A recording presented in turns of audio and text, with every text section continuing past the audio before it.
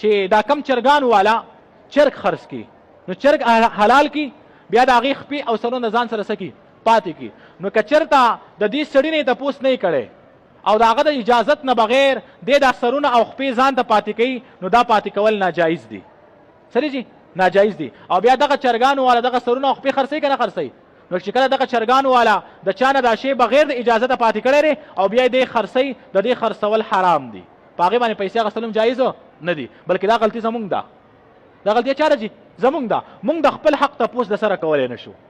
په مونږ کې د سره اړو غیرت نشته د سره په مونږ کې صلاحیت نشته لکه یو کلندر له چې مونږ پیسې ورکو که نه او کرایې کې 15 روپۍ کمي نو بار بار وینا کوي که نه کوي پیسې راواله پیسې راواله او زمونږ چې ورته 10 روپۍ پاتې شي نو مونږ وایي ځان پې نانګاره کا نو یاد ساتئ په دې ډېرو خبرو باندې ځان نانګاره کول دا خلکو ته په ګناه باندې هغه ترغیب ورکول دي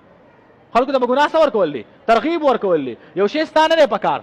راواله چا غریبانان لې ورکا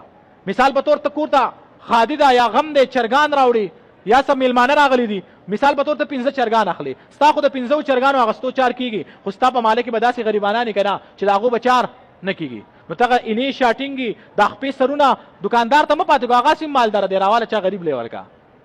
نو غریبانان خلک د چرګانو د خپې سرونه پخوي که نه پخوي نو چې پخوي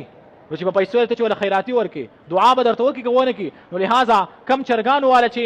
د چرګانو د خپې او سرونه د دې اغستونکي د اجازت نه بغیر پاتې کوي نو دا ناجایز دي دا سړي جي ناجایز دي او بیا د دې مخکې خرڅول هم ناجایز او حرام دي